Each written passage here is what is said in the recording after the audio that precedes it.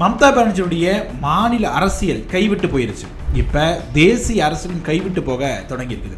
India கூட்டணி கூட்டம் அப்படிங்கிற நேரத்தில் நடக்குது. மம்தா பானர்ஜி கலந்துட்டு இருக்க அதே நேரத்தில் இந்த பக்கம் 20 எம்பிக்கள், அதாவது மக்களவை எம்பிக்கள், நாங்கள் திரிணாமுல் காங்கிரஸ் கட்சியோட தனி அணியாக பயணிக்க விரும்புகிறோம் அப்படின்னு சபாநாயகர்கிட்ட கடிதம் கொடுத்துட்டாங்க. அதோடு நிறுத்தாமல் அவங்க என்டிஏவுக்கு சப்போர்ட் பண்ண போகிறோம் அப்படின்னு ஒரு வார்த்தையும் சொல்லியிருக்கிறாங்க. அப்போ மேற்கு வங்க அரசியல் அப்படிங்கிறது ஒரே ஒரு கட்சி தான் இருக்க போகுதா, எதிர்கட்சிகளே இல்லை அப்படிங்கிற நிலை உருவாக போகுதா? திரிணாமுல் காங்கிரஸ் வந்து பிரிஞ்சு வரக்கூடிய எல்லாமே என்டிஏவோட இணைஞ்சு பயணிக்க போகிறோம் அப்படின்னு சொல்லிட்டாங்கன்னா சுவேந்து அதிகாரி எதிர்கட்சி இல்லாமல் அடுத்த 5 ஆண்டுகள் ஆட்சி செய்ய போகிறாரா? மம்தாவின் எதிர்காலம் என்னவாக இருக்க போகுது? இந்தியா கூட்டணியில் மம்தாவிற்கு எந்த அளவுக்கு முக்கியத்துவம் இருக்க போகுது? 3வது அணி அப்படி உருவாகுச்சு அப்படின்னா மம்தாவுடைய இன்னொரு அணி இருக்கு இல்லையா, மம்தா டிஎம்சிலேருந்து பிரிஞ்சு இன்னொரு அணி இருக்கு இல்லையா, அது இணைவதற்கான வாய்ப்புகள் இருக்குதா? என்ன நடக்க போகுது வாங்க பார்க்கலாம். வணக்கம் மக்களே, நான் உங்கள் மது கோப்பாசையிலிருந்து.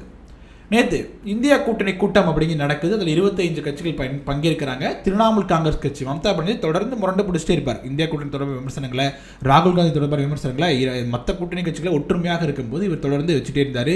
2024 தேர்தலில் கூட மம்தா பானர்ஜியாக இருக்கட்டும், இன்னும் சிலர்லாம் சேர்ந்து 3வது அணி உருவாகணும் அப்படிங்கிற முயற்சியில் ஈடுபட்டிருந்தாங்க. அப்போ ஸ்டாலின், திமுக போன்ற கட்சிகள்லாம் காங்கிரஸ் போன்ற கட்சி இருந்தால் மட்டும்தான் தேசிய அளவில் வலுவாக இருக்கும் அப்படிங்கிற முன்னெடுப்பை வச்சு அந்த கூட்டணி பிணைப்போடு வச்சுருந்தாங்க. இப்போ திமுக வெளியேறி இருக்குது. மம்தாவும் வாய்ப்பு கிடைச்ச வெளியேறக்கூடிய நிலையில் தான் இருக்கிறார். ஆனால் அவருக்கு அந்த நிலைமை இப்போது இல்லை அப்படின்னு சொல்லலாம். நேற்று என்ன நடந்துச்சு அப்படின்னா 20 மக்களவை எம்பிக்கள் முடிவு எடுத்திருக்கிறாங்க. மொத்தமாக திரிணாமுல் காங்கிரஸ்க்கு 28 மக்களவையில் எம்பிக்கள் இருக்கிறாங்க. அதில் 20 பேர் ஒரு முடிவு எடுத்திருக்காங்க. என்ன எடுத்திருக்காங்க அப்படின்னா, நாங்கள் வந்து அபிஷேக் பானர்ஜி அவருக்கு தான் வந்து திரிணாமுல் காங்கிரஸ்களுடைய மக்களவையினுடைய தலைவராக இருக்கிறார். அவரோட தலைமையில் பயணிக்க விரும்பலை, நாங்கள் வந்து தனி குழுவாக பயணிக்க போகிறோம். நாங்கள் 20 எம்பிக்களும் சேர்ந்து நாங்கள் சபாநாயகர்கிட்ட அவசரமாக கடிதம் கொடுத்துருக்கிறோம். இந்த இந்தியா கூட்டணி நடக்கக்கூடிய அதே நேரத்தில் இந்த பக்கம் கடிதம் கொடுக்கறது அப்படிங்கிற நடந்துட்டு இருக்குது.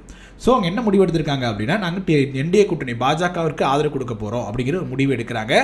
அபிஷேக் பானர்ஜி, அதாவது மம்தா பானர்ஜியோட மருமகன், இனிமேல் எங்களுக்கு தலைவர் கிடையாது, திரிணாமுல் காங்கிரஸ் கட்சியை விட நாங்கள் தனி அணி அப்படிங்கிற ஒரு முடிவை எடுத்திருக்கிறாங்க. அப்படிங்கிறது தேசிய அரசியலில் திரிணாமுல் காங்கிரஸ் கட்சியினுடைய, அதாவது முக்கியமாக மம்தா பானர்ஜியினுடைய முக்கியத்துவத்தை வந்து குறைச்சிருக்குது அப்படின்னு பார்க்கலாம். இது 20 எம்பிகளும் ககோலி கோஷ் தஸ்திகார் அப்படிங்கிற ஒரு மூத்த எம்பியினுடைய தலைமையில் கிளர்ச்சியில் ஈடுபடுறாங்க. அவங்க தொடர்ந்து இந்த வலியுறுத்தி தான் வைக்கிறாங்க. அபிஷேக் பானர்ஜி தலைமையில் நாங்கள் வந்து இந்த தலைமையில் இருக்க மாட்டோம்னு சொல்கிறாங்க. அதே தான் அங்கே ஸ்டேட் லெவலில் பார்த்தீங்கன்னாலும் அதே குற்றச்சாட்டை தான் அங்கேயும் வைக்கப்படும். எதிர்க்கட்சி தலைவராக தேர்ந்தெடுக்கப்பட்டவரும் மம்தா பானர்ஜி மீது எந்த ஒரு விமர்சனத்தையும் வைக்க மாட்டேங்கிறாரு. அபிஷேக் பானர்ஜியின் மீது தொடர்ந்து விமர்சனங்களை முன்வைக்கிறாரு. அவர் உள்ள வந்ததுனால தான் இவ்வளவு நடக்குது அப்படிங்கிற மாதிரி ஒரு சீன் கிரியேட் பண்ணப்படுது அப்படின்னு சொல்கிறாங்க.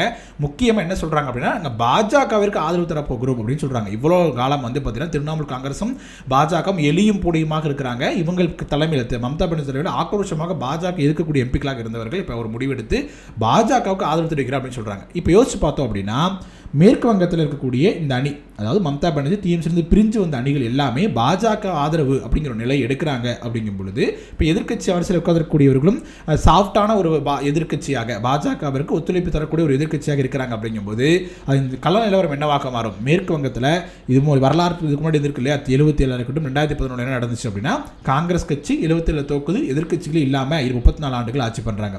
2011 கம்யூனிஸ்டுகள் தோக்குறாங்க. அதற்கு பிறகு வந்து பார்த்தீங்க அப்படின்னா அது அவங்களால ஆட்சிக்கே வர முடியல. மம்தா பானர்ஜி அவர்கள் என்ன பண்ணுறாங்க அப்படின்னா, எதிர்க்கட்சிகளே அவரை வலுவான எதிர்க்கட்சிகள் இல்லாமல் ஆட்சி பண்ணுறாங்க. அதே ஒரு நிலை இப்போ பிஜேபிக்கும் கிடைச்சிருக்குது. எதிர்க்கட்சிகள் வலுவாக இல்லாத, இல்லாட்டி எதிர்க்கட்சிகள் இல்லாத ஒரு சட்டமன்றமாக மேற்குவங்க சட்டமன்றம் இருக்க போகுது.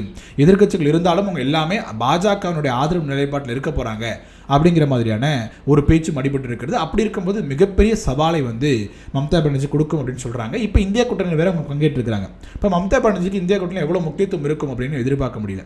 அதே நேரத்தில் திமுக, ஆம் ஆத்மி போன்ற கட்சிகள் 3வது அணியும் கட்டமைக்கும் முயற்சியில் இறங்கியிருக்கிறாங்க. அப்படி இருக்கும் பொழுது மம்தா பானர்ஜியும் 2 அணிகளாக பிரிஞ்சிருக்கும் போது ஒரு அணி இந்தியா கூட்டணியிலும் இன்னொரு அணி 3வது அணியிலும் இணைவதற்கான வாய்ப்புகள் இருக்குதா அப்படிங்கிற மாதிரியான பேச்சும் அடிபட்டு இருக்குது. ஒருவேளை மம்தா பானர்ஜி தலைமையில் ஒருங்கிணைந்த டிஎம்சியாக இருக்குது, ஒருவேளை ஆட்சி கட்டில் டிஎம்சி இருக்குது அப்படிங்கும்போது இந்த ஒரு சுச்சுவேஷன் இருந்துச்சு அப்படின்னா கண்டிப்பாக திரிணாமுல் காங்கிரஸ் கட்சி மம்தா பானர்ஜி என்ன முடிவெடுத்திருப்பாங்க அப்படின்னா 3வது அணி பக்கம் தான் வந்திருப்பாங்க. ஏன்னா அந்த முயற்சியில் பல நிலை காலமாக ஈடுபட்டு தான் இருக்கிறாங்க.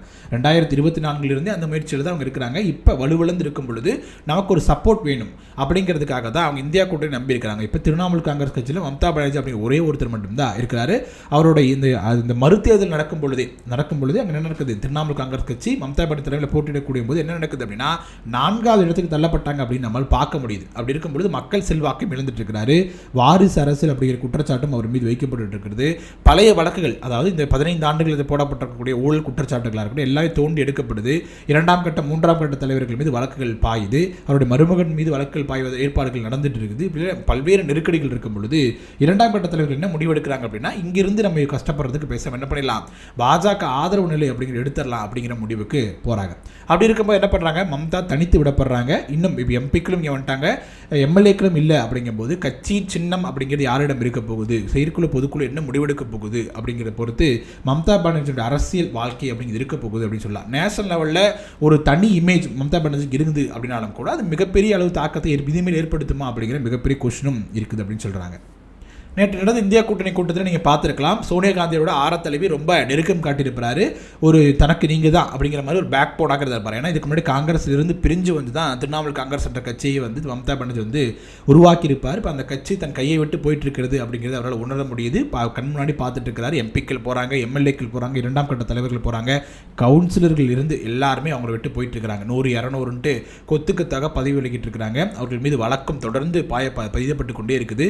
ஸோ என்ன நடக்க போகுது அப்படிங்கிற பொறுத்து இருந்தால் பார்க்கணும். அதே நேரத்தில் மாநிலங்களவை எம்பியாக இருந்த சுகேந்து சேகர் ராய் அப்படிங்கிறவரும் என்ன பண்ணுறார் அப்படின்னா தன்னுடைய பதவியை ராஜினாமா பண்ணுறாரு. அப்போ குற்றச்சாட்டாக என்ன வைக்கிறார் அப்படின்னா, இந்த ஆண்டுகள் ஏற்பட்ட பல்வேறு குற்றச்சாட்டுகள்லாம் இருக்குது. அதுக்கெல்லாம் முதல்வராக இருந்த மம்தா பானர்ஜி பொறுப்பேற்றுக்காக என்ன பண்ணாங்க, இப்போ பொறுப்பை தட்டி கழிக்கிறாங்க. இப்போ கட்சி இருக்கக்கூடிய நிலைக்கும் அவர் தான் பொறுப்பேற்றுக்கணும் ஒழிய தட்டி கழிக்கக்கூடிய வேலையை பார்க்குறாங்க. அதனால் நான் பதவி விலகிறேன் அப்படின்னு மாநில உறுப்பினர் பதவி விலகிட்டு போயிடார். இப்போ இந்த 20 எம்பிக்கள் கட்சி தாவல் தடை திட்டமோ இல்லை மற்ற ஏற்பாடுகள் பண்ணப்பட்டு ஒருவேளை என்டிஏ கூட்டணிக்கு ஆதரவு தெரிவிக்க முடியாத நிலை உருவாகுது அப்படின்னா அவங்க என்ன முடிவு எடுத்திருக்காங்க அப்படின்னா, நாங்கள் பதவியை ராஜினாமா பண்ண போகிறோம்.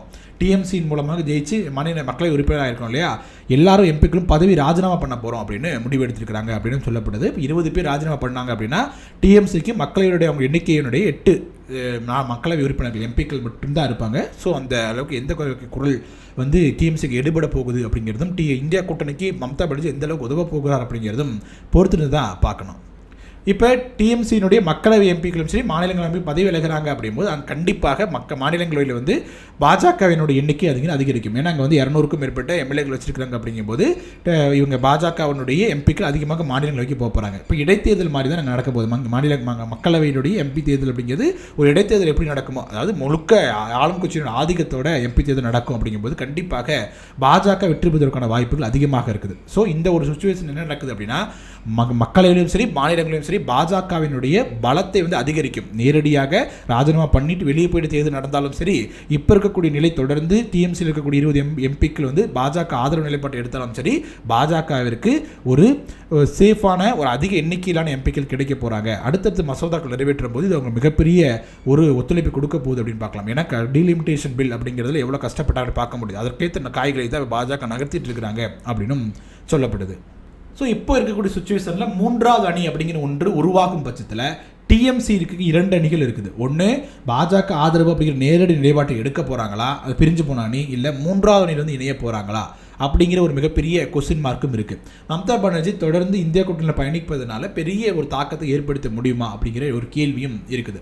அதை தவிர்த்துட்டு 3வது அணிக்கு மம்தா பானர்ஜி பிரதமர் வேட்பாளராக மம்தா பானர்ஜி முன்னெடுத்தப்படுகிறார். அப்படிங்கும்போது அவர் எப்படி 2014 கட்சி அதெல்லாம் பல்வேறு விஷயங்களை தாண்டி மோடி அப்படிங்கிற ஒரு தனி பிம்பம் உருவாக்கப்பட்டதோ, இமேஜ் கிரியேட் பண்ணப்பட்டதோ, மோடி வந்தால் மோடி கேரண்டி அப்படிங்கிற கொண்டு வரப்பட்டதோ, அதே மாதிரி ஒரு வலுவான ஒரு பெண் தலைவராக மம்தா பானர்ஜி பிரதமர் வேட்பாளராக முன்னிலைப்படுத்தப்படும் பட்சத்தில் அது 3வது அணிக்கு ஒரு காமன் வேட்பாளராக எப்படி இருப்பாரோ அது போன்ற ஒரு தோட்டத்தை கொடுக்கும். டிஎம்சியின் சார்ந்த ஒருத்தராக இருக்க மாட்டார், அவர் பொதுவான வேட்பாளராக இருப்பார் அப்படிங்கிற மாதிரி பேச்சும் அடிபட்டு இருக்கிறது. சரி, என்ன நடக்குது அப்படிங்கிறத நம்ம பொறுத்து இருந்து பார்க்கலாம்.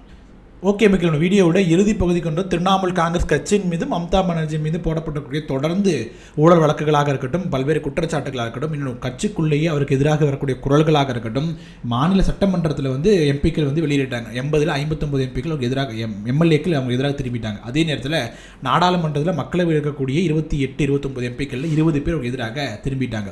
இப்படி மொத்தமாக எம்பிக்களும் சரி எம்எல்ஏலேருந்து வட்டச் செயலாளர் வரைக்கும் இருக்கக்கூடிய கீழே கவுன்சிலர் வரைக்கும் எல்லாமே மொத்த கட்சியுமே கூட அவர் கலைஞ்சி இப்போ வந்து நிலை குளிஞ்சு போய் நிற்கிது டிஎம்சி. இந்த நேரத்தில் திரிணாமுல் காங்கிரஸ் கட்சியை எப்படி மீட்டெடுக்க போகிறார் மம்தா பானர்ஜி? இல்லை திரிணாமுல் காங்கிரஸ் கட்சி அப்படிங்கிறதுக்கு மம்தாவை மட்டும் ஒதுக்கி வச்சுட்டு தொடர்ந்து திரிணாமுல் காங்கிரஸ் கட்சி வேறொரு தலைமை நோக்கி நகர்ந்து இயங்க போகுதா அப்படிங்கிறத நம்ம பொறுத்திருந்தா பார்க்கணும். டிஎம்சியோட இப்போ இருக்கக்கூடிய நிலை பற்றி உங்களோட கருத்துக்கள் என்ன? அதே நேரத்தில் இப்படி இருக்கக்கூடிய நிலை தேசிய அரசில் என்ன மாதிரியான மாற்றத்தை ஏற்படுவதற்கான வாய்ப்புகள் இருக்குது அப்படின்னு நீங்கள் கருதுறீங்க அப்படிங்கிறத கமெண்ட் செக்ஷனில் சொல்லுங்கள். வீடியோ பிடிச்சிருந்துச்சு அப்படின்னா லைக் பண்ணுங்கள், ஷேர் பண்ணுங்கள், கோபாஸ் யூடியூப் சேனலை சப்ஸ்கிரைப் பண்ணிக்கோங்க. தொடர்ந்து பேசுவோம். நன்றி.